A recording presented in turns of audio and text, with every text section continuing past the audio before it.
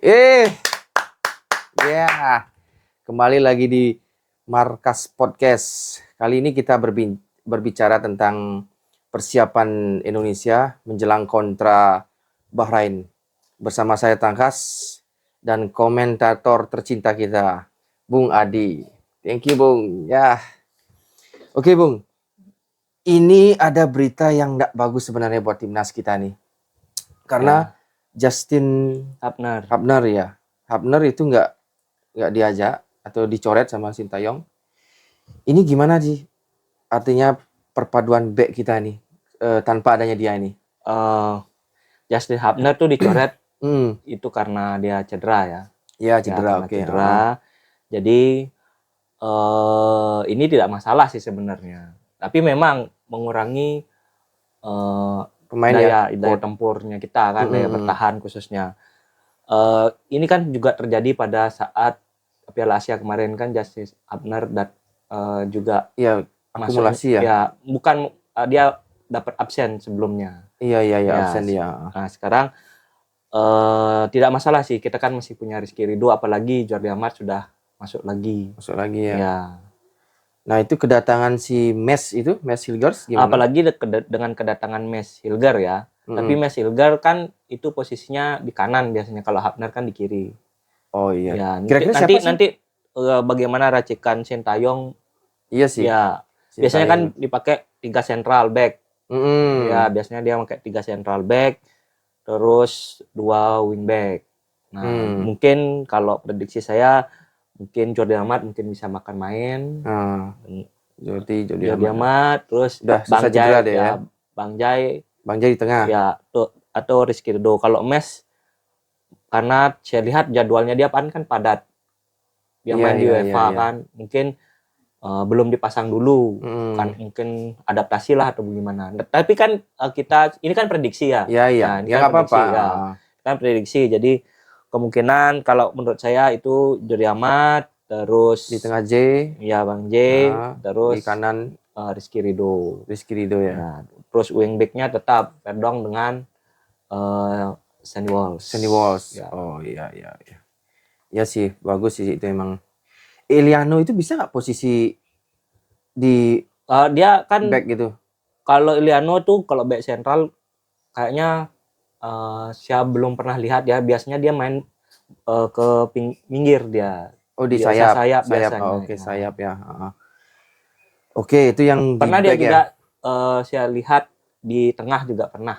Playmaker maksudnya? Ya kayak sejenis kayak Nathan Chow, gelandang bertahan ya. Kayak gitu dia pernah.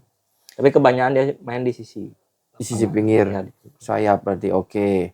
Nah, terus habis itu kita ke depan, ke tengah ya, ke tengah itu seperti apa di tengah ini? Kalau di tengah udah pasti ada Tom Haye. Tom Haye biasanya, nah ini lagi satu.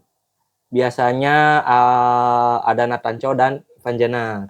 Ya, biasanya kan kita bersaing tuh. Biasanya formasinya STY kan 3 sentral, 2 wingback, terus 2 di tengah, terus 2 lagi di depan dan 1 di depan lagi. Nah, kalau di tengah, posisi tengah banget ini biasanya diisi oleh Tom Haye atau enggak Nathan Chow atau Ivan Jenner. Tergantung situasi nanti di lapangan. Oke, kalau menurut Bung Adi prediksinya kalau saya sih ini kan gelandang bertahan ini. Ya, kalau saya sih prediksinya Tom Haye dengan Nathan Chow. Oh, Ivar berarti. Ya, Ivar mungkin dicadangkan dulu.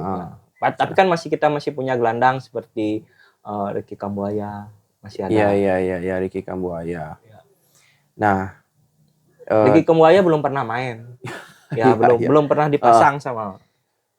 Untuk ini ya, untuk dari kualifikasi ronde 3 ya, belum pernah dipasang.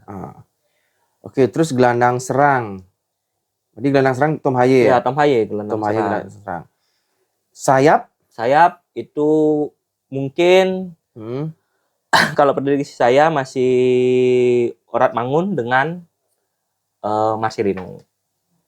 Oh, masih di Marcelino. Ya. Berarti Eliano menurut Anda enggak masuk? Belum. Belum Karena ya? kan baru ini pemain baru. Iya sih ya. Itu baru mungkin belum beradaptasi. Mungkin ketemu di lawan Cina dilihat dulu perkembangan di lawan Bahrain, Bahrain. atau di babak kedua dimasukkan. Hmm. Nanti di lawan Cina kan ada evaluasi lagi mungkin Iya, bisa iya. dipasang. Berarti di kanan siapa tadi di kanan? Di kanan ada Orat Mangun, di kiri ada Marcelino. Ya artinya Ya gonta-ganti lah. Kanan kiri dia, di tengah tetap Rafael Struijk ya. Ya. Oke. Tadi yang di belakang itu lupa saya tadi nanya. Sayap wingback. Verdong dengan Sandy Walsh. Verdong sama Sandy Walsh ya. Ya.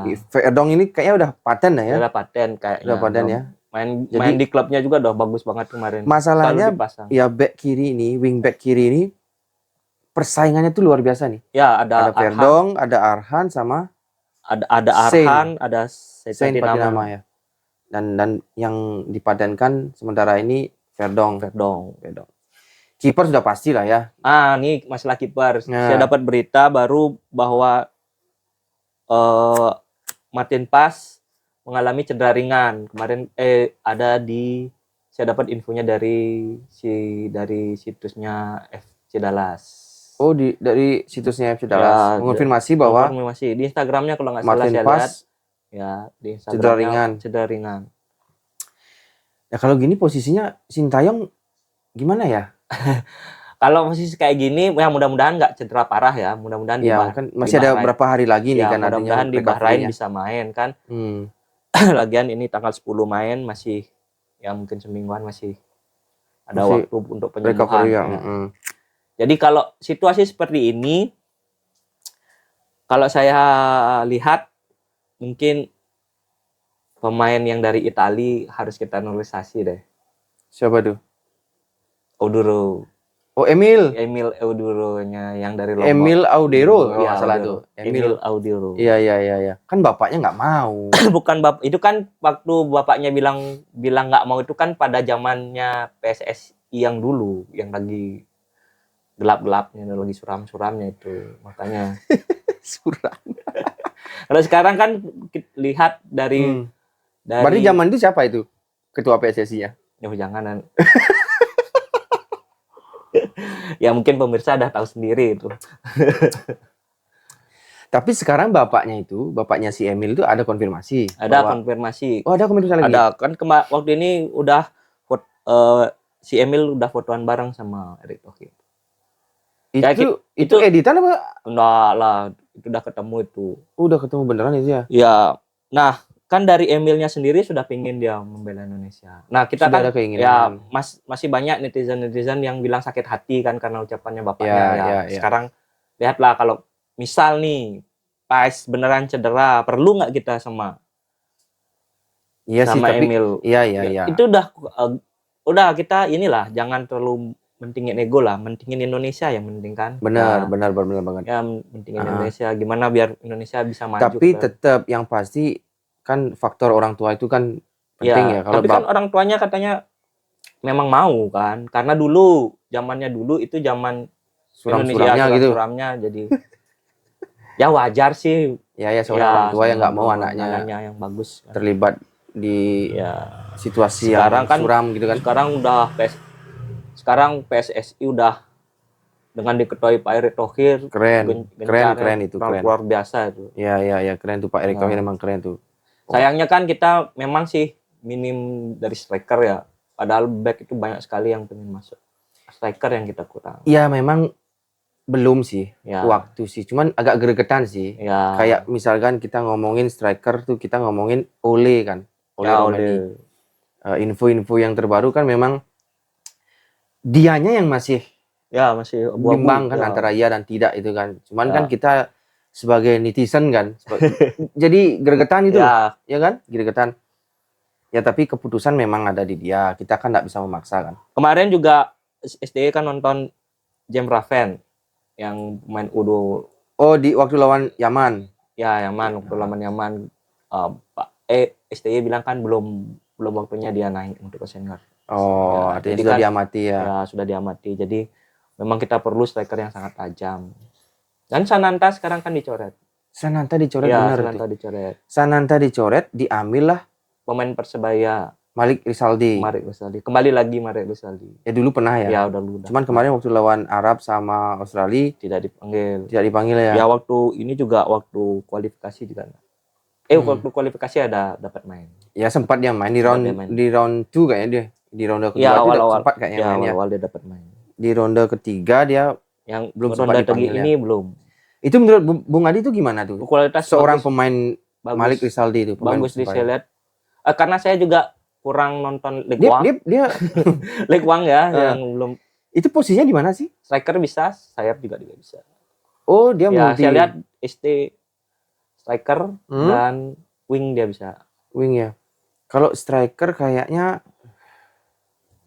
masuk nggak sih kategori dia striker? Artinya dari Sintayong percaya nggak dia jadi striker kira-kira? Sedangkan dia kan di bench artinya di masih banyak pilihan. Iya, sih lapis kedua kan masih banyak pilihan. Ada Dimas Rajat loh, Dimas Rajat. Ada Oki juga yang ya, tetap dipanggil ya. Oki Caraka tetap dipanggil. Oki Caraka itu mungkin dipanggil untuk menambah jam terbangnya ya. Bagus kok Maksudnya sebenarnya. jam terbang duduk di bench. Bukan, jadi dia mendapatkan kan enggak semua yang duduk di bench tuh diam, tapi kalau memang dia seorang pemain pro kan dia pasti akan melihat begini cara main. Visi dan misi lah dilihat. Oh iya iya. Misi bermain. Dari ilmu ya, dari ilmu pengetahuan. Banyak pengalaman yang dia dapat. Ya. Apalagi sekarang di klub kan dia udah mencetak gol. Keren loh gitu. Gacor loh, penyerang-penyerang kita yang dipanggil-panggil tuh kayak gacor semuanya. Oki, Dimas, siapa namanya yang enggak dipanggil itu siapa namanya? Sananta itu gacor loh di bagus. liganya, di klubnya masing-masing. Ya memang Sananta mengakui faktor asisten pelatih itu kan, asisten pelatih penyerang itu siapa namanya susah kita sebut ya, daripada Korea, salah nanti nggak usah kita nyebut ya. Dari lagi ada yang komplain lagi kan. Dari Korea itu udah jadi pelatih khusus striker ya, khusus dia striker ya, dan sangat amat berguna bagi striker kita itu ya. Seharusnya kan dari klub yang memberikan timnas itu kualitas yang bagus, tapi sekarang kembali ya timnas yang memberikan kualitas ke klub. Jadi sangat beruntung klub-klub yang sudah yang pemainnya dipanggil semua. Dari pihak PSSI nih, apa sih sebenarnya targetnya diberikan ke Sintayong nih? Apakah seri atau mungkin menang? Ya harus menang kan, karena targetnya dia kan Indonesia bisa mencapai 3 dan 4. 3 dan 4 ya. 3 dan 4, ranking 3 dan 4 di grup ini kan. Oke. Jadi kalau sudah masuk ke target kan dari 3 dan 4 ini kan masuk ke round selanjutnya. Bisa masuk. Jadi kemungkinan untuk masuk Piala Dunia kan ada gitu loh. Iya. Si lanjut nggak gagal kita di peringkat. Iya. Tapi mudah-mudahan bisa lah jadi runner up ya. Walaupun ya agak sulit. Kalau udah runner up kan, udah lolos langsung udah aman kita udah keren banget. Keren banget dah. Nggak tahu lagi apa nih komentar si Coel lagi, nggak tahu. Kalau kita masuk Piala Dunia, apa lagi komentarnya? Nggak tahu ada lagi pasti dah itu. Si Coel. Sekarang dia diam ya? Sekarang dia diam, nggak ada ngomong. Belum ada ngomong sih. Belum ada ngomong ya. Kasus kemarin pemukulan yang di PON itu dia ngomong nggak? Ya itu kan dia ada speak up. Apa speak up-nya? Tapi dia kan lagi kayaknya speak up-nya dia tuh senjata makan tuan. Banyak netizen kok dia tahu gitu loh. Wasit gini, skema gini, kecurangan gini kan. Jadi kan. Artinya dicurigai dia bahwa dia tahu lah bukan dia ikut dia, skenario gitu. Dia tahu gimana skenario buat curang gitu ya. Oh gitu. Iya. Ya biarin dah netizen yang menilai ya. Kalau saya sih enggak giniin dia ya. Enggak ngikutin dia ngapain juga. Ya kalau saya ngikutin yang benar-benar memang Indonesia, yang positif Indonesia. Cuma kan kalau kita lihat berita, kalau scroll Instagram, scroll YouTube dan sosial media yang lainnya kan muncul aja dia. Jadinya apa sih ini gitu, berita apa sih ini? Ngelihatnya tampangnya ya. Betul sih. Cuma gitu dah lewat gitu. Nah, terus ada lagi pemain baru ya? Nggak ada ya? Pemain baru mungkin Jordi Amat. pemain yang nggak masuk kemarin jadi masuk. Pemain baru muka lama gitu Ya. kan. Pemain baru muka lama. Karena dia kemarin cedera kan ya. Ya, jadi Di 2 pertandingan Ya. sebelumnya tuh Arab sama Australia. Ngomongin Jordi Amat. Di klubnya itu di Malaysia, di Johor ya. Ah. Di Johor itu gimana dia permainannya itu? Setelah dia cedera kan biasanya kalau cedera itu biasanya ya. Nah, kalau recovery itu ada trauma ya, gitu kan. kalau masalah trauma dan Pasti setiap ya? pemain ada, tapi dia Ya. kan udah punya jam terbang yang tinggi. Jadi udah bagaimana cara mengadaptasi dari dia recovery untuk bertanding lagi kan pasti udah tahu dia. Iya, iya. Apalagi udah berpengalaman Terus di Liga dia Eropa. gininya gimana? Artinya performnya dia. Kalau selama ini saya lihat performnya ya lumayan bagus ya. Hmm. Lumayan bagus. Tapi saya agak kurang bukannya gimana ya? Kurang suka sih sama Jordi Amat. Bukan Dari segi permainan. ya dari segi permainan ya, karena sering blunder lah kalau saya lihat. Oh iya, iya, benar. Sering blunder. Iya, ya, terutama pada saat di Piala Asia itu ya. Ya, sering blunder. Lawan Jepang tuh. Lawan Jepang dia Lawan banyak Australia dia. dapat dia juga blunder. Dapat dia kebanyakan blunder, iya sih. Ya netizen juga saya lihat komen-komen dari apa namanya, dari akun-akun yang lain juga, dari podcast yang lain juga banyak yang berbicara tentang Jordi, bahwa Jordi itu banyak blunder. Ya, banyak blunder. Tapi pengalaman mungkin dia. Ya mungkin dari segi pengalaman Pengalaman kan dia sebenarnya pemain grade A loh dia. Ya, grade pemain A Valencia dia kan, pernah di Porto juga kan. Ya di Deportivo kalau nggak salah. Iya. Oh di Deportivo ya, bukan Porto ya. Deportivo. Yang biru putih itu bajunya. Oh. Dia udah di Liga Eropa dia. Di Liga Spanyol Liga ya kan. Spanyol. Terutama di Valencia dia pernah kan. Berhadapan dengan Messi pernah. Udah jelas. Sama Ronaldo juga pernah dia ya. Ya. Nah cuman mungkin faktor usia mungkin ya apa gimana dia Ya, kebanyakan. faktornya kan udah umur 30-an. Yang paling keras itu memang dia waktu lawan Jepang. Ya. Banyak dia keputusannya itu blunder gitu loh. Ya. Berapa skor lawan Jepang? 3-1. 3-1. Ya, kemarin kita salah 4-0. Kemarin kita menginfokan di podcast sebelumnya itu 4-0 karena di pikiran saya itu skor Australia itu. Australia baru kita 4-0 kan? Ya, 4-0. Ternyata diklarifikasi atau direvisi sama komentar yang ada di ya pencinta markas mungkin. Jadi makasih koreksi. Iya, benar-benar makasih itu koreksinya. Jadi kan salah ya, namanya manusia kan ada salahnya. Saya minta maaf juga. Jadi skor itu adalah 3-1 sebenarnya. Nah, 3 gol itu salah satunya ada blundernya Jordi Amat itu. Terutama gaya dia megang orang itu yang penalti itu loh. Nahan bola. Ya. Dia kan satu penalti itu kan? Ya. Dan itu dia buat penalti kan, Jordi. Nah, itu udah keputusannya mungkin kurang bijak ya. Kurang bijak. Kurang panjang pikirannya. Ya, kurang panjang. Terlalu ya mungkin emosi atau gini. Kurang hati-hati. Tidak sabar. Ya namanya juga pressure ya. Lawannya Jepangnya. Ya cuman mungkin dari kesalahan itu dia bisa belajar lagi. Ya mudah-mudahan lawan Bahrain ini kita bisa mencuri poin di kandang Bahrain. Poin 3 kita dapatkan, otomatis kita bisa naik peringkat kan. Oh pasti itu. Dari kubu Bahrain gimana, Abu Adi? Kalau kubu Bahrain pasti dia memiliki motivasi untuk mengalahkan Indonesia ya, apalagi dia bermain di kandang sendiri. Oh iya sih. Tapi kemarin dengar saya isunya, apalagi dia pernah menang lawan Australia, terus diwabat oleh Jepang. Jadi mungkin motivasinya. Kemarin sempat dia kaget gitu, pihak Bahrain kaget, mungkin pelatihnya gitu. Karena kita kedatangan Mes. Itu kan pemain grade A. Grade A. Bahkan kita menaturalisasi Mes itu banyak itu pemain-pemain pro yang di Belanda itu komen kan. Ya, kaget juga. Kayak Van Persie. Ya. Seorang Van Persie. Van Persie itu mengomentari bahwa disuruh tunggu dulu. Ya, bersabar dia. Tapi Mes ya gimana, orang jiwa berkata lain ya. Dia lebih senang. Jiwa nasionalis. Nah gitu. Padahal itu sudah bukti bahwa pemain-pemain diaspora itu memiliki memang jiwa nasionalismenya yang sangat tinggi. Nggak usah lagi kita beda-bedakan dengan naturalisasi dengan lokal pride, nggak usah. Sama-sama itu keturunan. Mm-mm. Yang benar naturalisasi kalau menurut saya itu seperti Christian Gonzalez, Greg Pulo, Ya, sebenarnya itu gitu baru ya. itu namanya naturalisasi. Kalau ini Kalau ini apa kan ya? keturunan memang asli, keturunan Keturunan, yang iya, ada entah itu dari keturunan kakeknya, entah ibunya, dari ibunya, bapaknya. bapaknya, masih darahnya masih Ya, dan Indonesia. juga rata-rata rambutnya hitam semua kan. Ya, Gelap lah gitu. ya. Mungkin yang enggak ada keturunan Yang itu si pas ya? pas, Pas ya. ya Karena kebetulan aja neneknya neneknya lahir lahir di sini, Kediri. di Kediri, di Ya. Indonesia.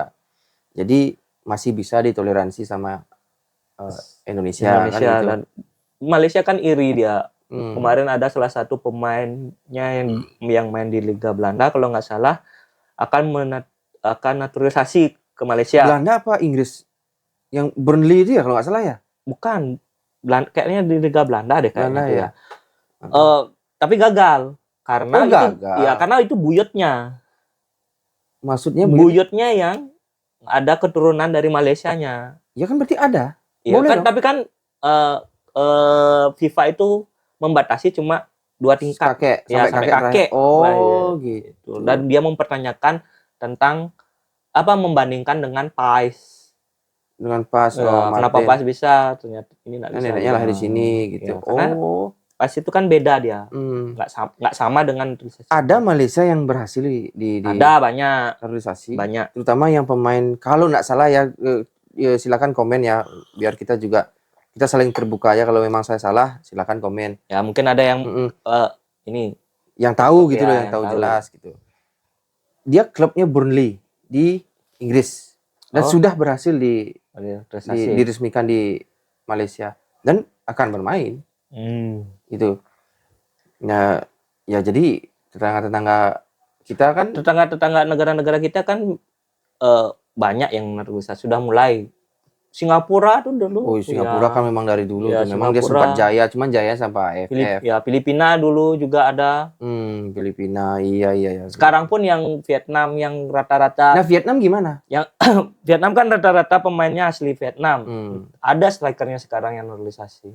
Oh, ada. Ada striker. Kemarin bilangnya Vietnam tidak boleh Ya, bernaturalisasi. tapi dia melihat gimana kesuksesan Indonesia. Oh, diubah di undang-undangnya. Mungkin ya. Dia cemburu dia. Biar dia bisa naik. Iya. Biar ikut gitu ya.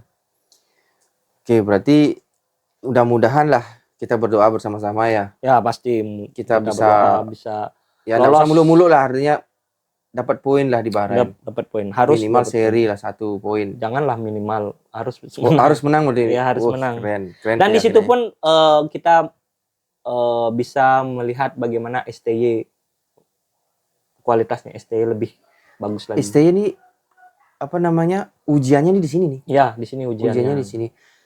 Oke, kita kemarin STY lawan Australia, lawan Arab itu bisa dibilang sukses. Menahan seri di kandang lawan ya, itu. menahan seri negara yang memang udah top, yang biasa sudah memang biasa Piala Dunia.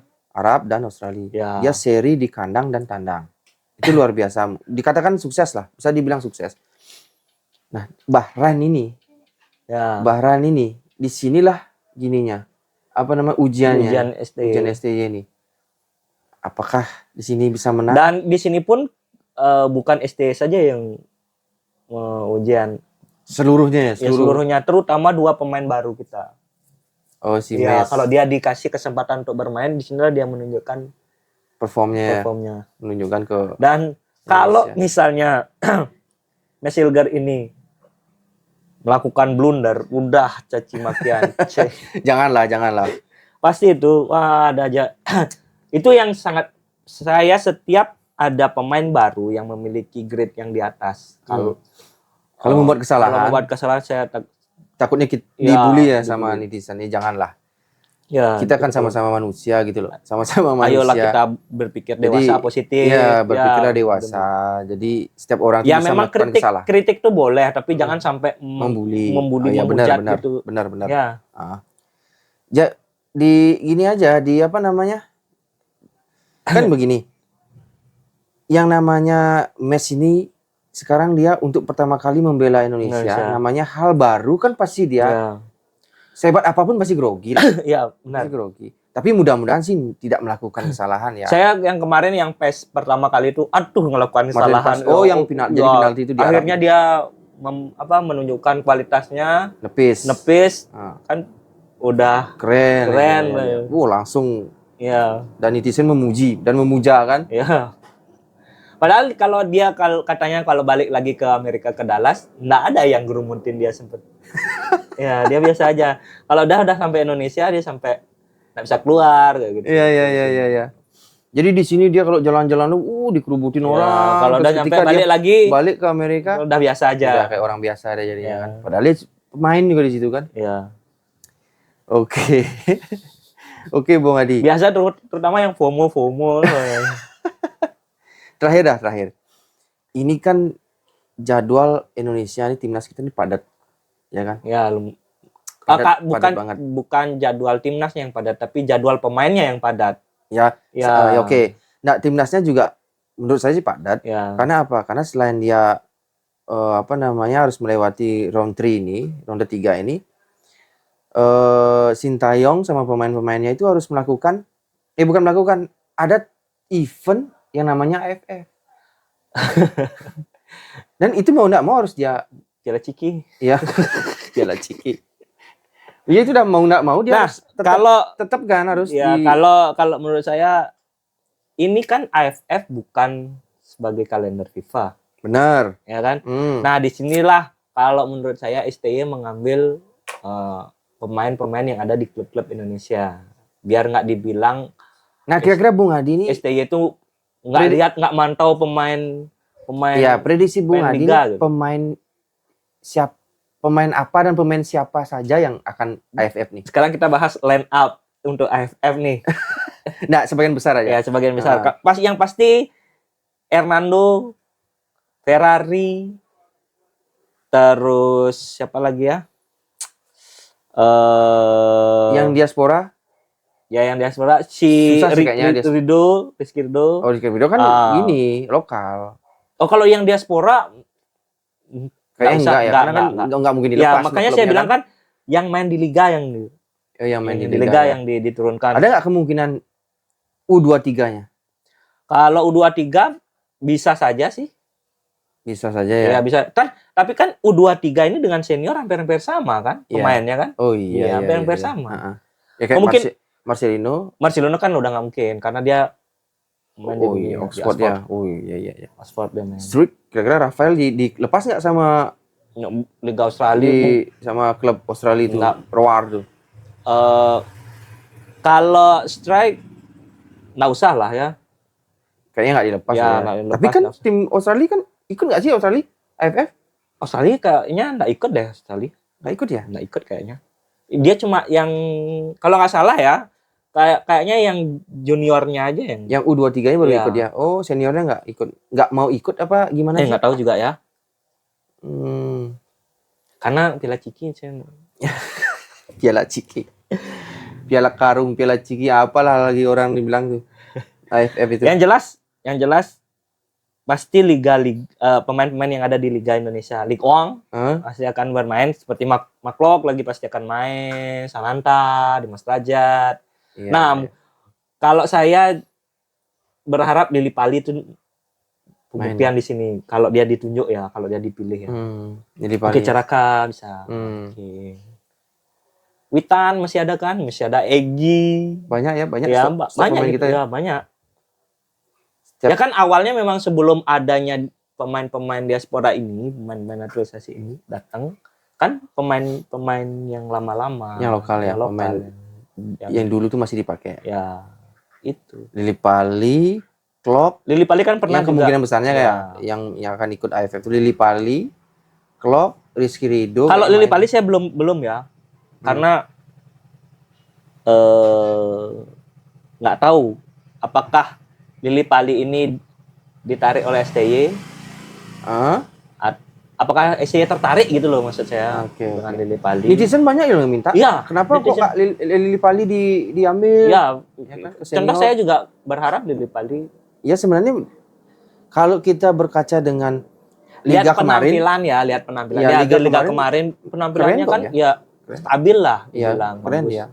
Kayak ini juara kan? Juara Borneo kemarin ya? Borneo kan kemarin Siapa sih juara? kalau nggak salah Liguang itu peringkat 1 sampai berapa itu kayak dibuatin apalagi Grup. apa nggak kayak dibuatin semifinal gitu. Oh kemarin ya? Ya akhirnya Persib Bandung kan. Oh Persib Bandung akhirnya ya? Ya. Oh Persib Bandung juara. Padahal pemuncak klasemennya Borneo. Oh iya. Nah itu sebenarnya pada saat itu kan Lili Pali lagi gacor itu. Ya, bukan gacor nyetak gol, artinya pasti bagus performanya. Pasti Hernando terus Nadeo itu pasti main. Masih main lah ya. Ya. Terus Ferrari kan kita punya. Ferrari kan masuk tim. Ya dipanggil Dipanggil. senior dipanggil sekarang. Ya. Oke dah kalau begitu. Ya pokoknya kita berdoa, kita fokus dulu di persiapan Persiapan Bahrain dulu. Setelah itu baru kita fokus ke Cina. Nah Cina itu agak gawat tuh. Ya, kan selang suhunya beda 5 itu. hari. Iya, selang 5 hari. Terus suhunya di situ apa namanya Lebih dingin, ya kan? Lebih dingin. Tapi kalau diaspora kayak cocok. Udah biasa Udah kayaknya. biasa ya. Udah biasa. Udah Mungkin biasa. apa namanya pemain-pemain kita yang main di lokal mungkin ya Mungkin. ya itu yang mungkin jadi permasalahan. Masalahnya kan. Tapi yakinlah bisa ya lah. bisa.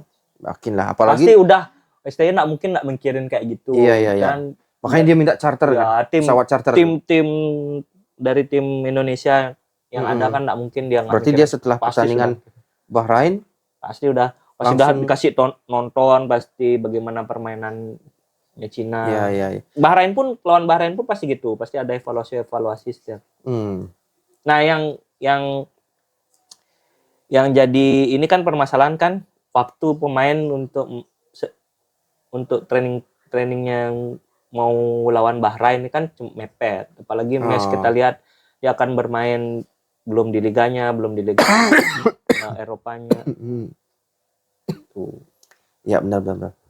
Ya udah kita fokuskan dulu ke Bahrain ya. Mudah-mudahan Sintayong bisa meramu dan meracik pemain-pemain timnas supaya bisa mengalahkan lah ya. Mengalahkan apa sih? Mengalahkan. Oh oke. Optimisnya Optimis sangat luar biasa. Kalau mengalahkan Bahrain di kandang Bahrain. Di kandang Bahrain. Ya. Ya skornya enggak jauh-jauh, paling 2-0, 2-1. Ya 1-0 udah cukup lah ya. Yang penting menangnya 3 poin. Oke, mari kita berdoa bersama-sama. Dan tidak lupa saya mengucapkan terus, kalau Indonesia masuk Piala Dunia, persatuan dan kesatuan bangsa itu akan semakin kokoh. Itu sudah pasti. Ya. Ya. Oke, terima kasih. Dengan saya Tangkas. Ciao.